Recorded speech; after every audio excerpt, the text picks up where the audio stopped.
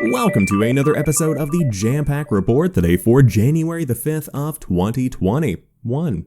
Not 2020. It is now 1 year past that. My name is Samuel Adams, and this is a daily gaming news podcast meant to bring you the hottest news you need to know from around the industry.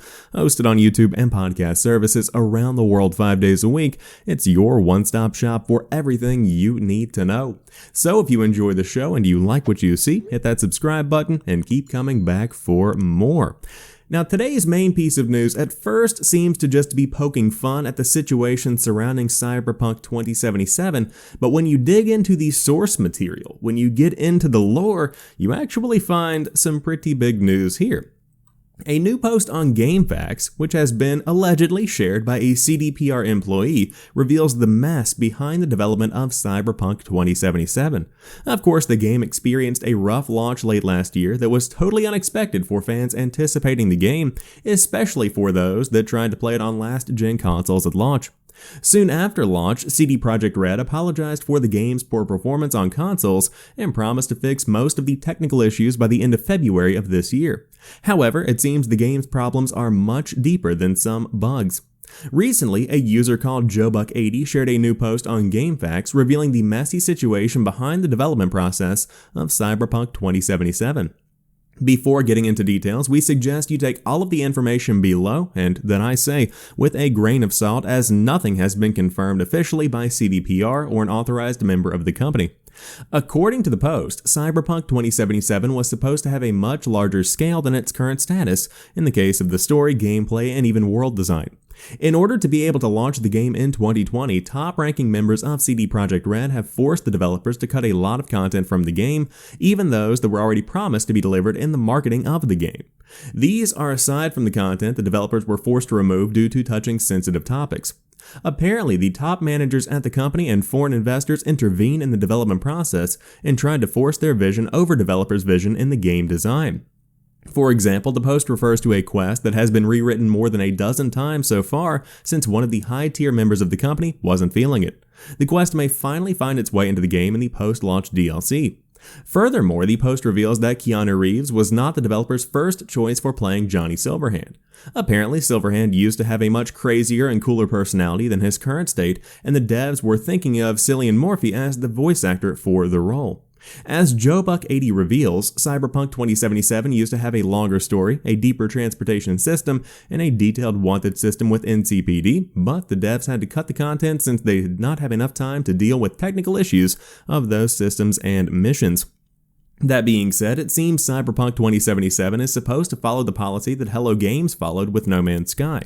Apparently, a major part of the cut content will be added to the game until June of 2021, and the support will then continue by launching the PlayStation 5 and Xbox Series X versions, and finally delivering the multiplayer section of the game.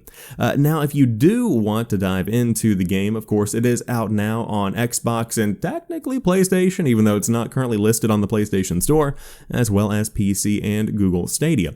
Now, if you did want to check out the official thread over on GameFAQs, you can find it here from Jampack. So they say this was taken from a thread where supposed CDPR developer was speaking anonymously, and you can really dig into it. Now, I do want to say in regard to the Cillian Murphy thing, I think I'm saying that actor's name correctly.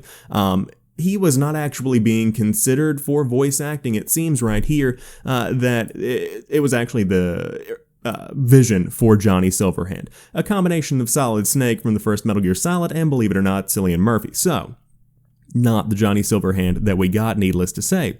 Now, if you do want to read more, again, there's a pretty in-depth post here, but it seems like things are very, very hectic behind the scenes, and the author writes that the development morale is at the bottom of the barrel right now. Essentially, the entire team feels defeated, and understandably so, because essentially, years worth of work down the drain. That's what you're dealing with here with Cyberpunk 2077. And then on top of that, it seems that Sony is roasting our asses. That's a direct quote, due to the gigantic volume of refund requests. And there was a meeting to disclose some way to compensate players that were asking for refunds, and on top of that, threatening with legal action. So I wanted to bring this up mainly because of the DLC take here, because We've been talking a lot about Cyberpunk 2077 DLC over the course of the past couple of days because CD Projekt Red still plans to roll stuff out, but it seems that, according to this post, maybe the development changed the way the team is approaching DLC. There could be a much longer tail on Cyberpunk 2077 because instead of adding original content to the original game, they're taking that original content and calling it DLC and then adding real DLC at a later date. Now, I will say the writer at DualShockers is not one that I trust personally with wording things properly. So if you heard this at the bottom, the order of events, where it says, apparently a major part of the cut content will be added to the game until June of 2021, and the support will then continue by launching the PlayStation 5 and Series X versions, and then the multiplayer. If that's the order of operations that you actually think is going to come, I personally disagree. I think that what is going to happen is that next-gen version is going to be fast-tracked as soon as these fixes come to the PlayStation 4 and Xbox One versions of the game. The next-gen consoles are here. The game runs better already on next-gen consoles. If you make that version as good as it can be ASAP, you have an opportunity to continue writing any kind of goodwill left in the community. Additionally, they could take another route, and they could put it off for a while, and they could actually take this route that the author says, and put out the next-gen version of the game in 2022, even, and see what comes of that. So we will see what happens with the rest of Cyberpunk 2077, but right now it looks like things are on the mend at CD Projekt Red, but still a very rough go of it for that development team. I do feel bad for the devs. Don't feel bad for the execs, but I do feel bad for the devs. Now, Nintendo has acquired Next Level Games. Developer of Luigi's Mansion is now a member of the Nintendo family. Nintendo has entered into an agreement to acquire 100% of the outstanding shares of the Vancouver, Canada-based Next Level Games to make it a wholly owned subsidiary, the company announced. The acquisition is expected to close on March the 1st. Next Level Games has developed a number of a Nintendo title in the past. That was poorly worded. Next Level Games has developed numerous Nintendo titles in the past, there you go, including Super Mario Strikers for GameCube, Mario Strikers Charged and Punch-Out for Wii, Luigi's Mansion Dark Moon, and Metroid Prime Federation Force for 3DS, and Luigi's Mansion 3 for Nintendo Switch. Here is the full context of acquisition via Nintendo. Next Level Games is a video game development company based in Vancouver, Canada, which has nearly 2 decades of experience creating video games for various console platforms. More recently, Next Level Games has worked exclusively with Nintendo in developing software titles for the 3DS and Switch systems, including titles in the critically acclaimed Luigi's Mansion series of video games. Next Level Games shares are currently held entirely by its owner, directors, and employees. A number of owner-directors recently determined that the time is right for them to sell their shares, and Next Level Games therefore began exploring potential sale transactions. Completion of the acquisition will serve to secure the availability of Next Level Games development resources for Nintendo, including development expertise, as well as facilitating an anticipated improvement in development speed and quality by enabling closer communication and exchange of staff with the Nintendo development team. The acquisition is expected to close on March 1st, 2021, pending satisfaction of all relevant terms and conditions, including shareholders' approval, regulatory approval under the Investment Canada Act, and other customary closing conditions. So really congratulations to Nintendo, because Next Level Games has done some pretty impressive work in the past. Of course, Luigi's Mansion 3 is the most recent product from their team, and it was pretty well received. I have not heard too many complaints about Luigi's Mansion 3. I have a couple of friends that play it, and they do enjoy it a lot. On top of that, I will say one that I was not aware of was Super Mario Strikers for GameCube. Used to love that game, and I had no idea that was Next Level Games. So good on them. Congratulations for the acquisition, and it does seem like a good fit. Interesting to see Nintendo pursuing actually purchasing developers, but it is a good move because, again, you kind of want to lock this down, and in a way, this feels like the early route that Sony took. Whenever they started to acquire studios that were already basically making PlayStation franchises exclusively, you might as well pick them up because, hey, it's better to have them always on your team than have what happened with, for instance, the developers behind Hellblade, who all of a sudden are part of the Xbox family, or Bethesda, which is another big story. But that's very different than next level games, so in the context of Nintendo seems like a very good fit, and I'm excited to see what the team pumps out in the next couple of years. If you're into Epic Games, I have some good news for you. They now own a shopping mall. Okay, when most people pop up to the shops, they pick up a few things. When Epic Games goes shopping, it buys its local mall. This week, Epic agreed to purchase the Carytown Center, a 980,000 square foot site just down the road from its current home in Cary, North Carolina. North Carolina, yeet yeet. The vast complex will become Epic's new home campus, which will open in 2024 after a 3-year plan to refurbish and rebuild the area. I'm hoping for some statues of Fortnite fave fish sticks, personally. While Epic will own the site, some of it may still be given over to use by the local community, the company said. Epic moved to Cary in 1999 after initially being founded as Potomac Computer Systems in Tim Sweeney's parents' house in Potomac, Maryland. The company now says it has 50 offices worldwide which variously run the hugely successful Fortnite, develop Unreal Engine, and operate the Epic Games Store. If you want to take a look at how the largely empty Carytown Center looks currently, there are plenty of pictures over on the strangely interesting Dead Malls Reddit. Of course, very interesting here, but there you have it, the new home for Epic Games. Looks very good. Also, for the record, I love the Dead Malls subreddit. Incredibly cool to see these old malls that are just completely empty and that have not been updated since the 80s. Big fan of that. But when it comes to Epic Games getting into a mall, it really makes sense because the company is just continuing to expand and grow, and why build an entirely new complex when you could just buy an old mall?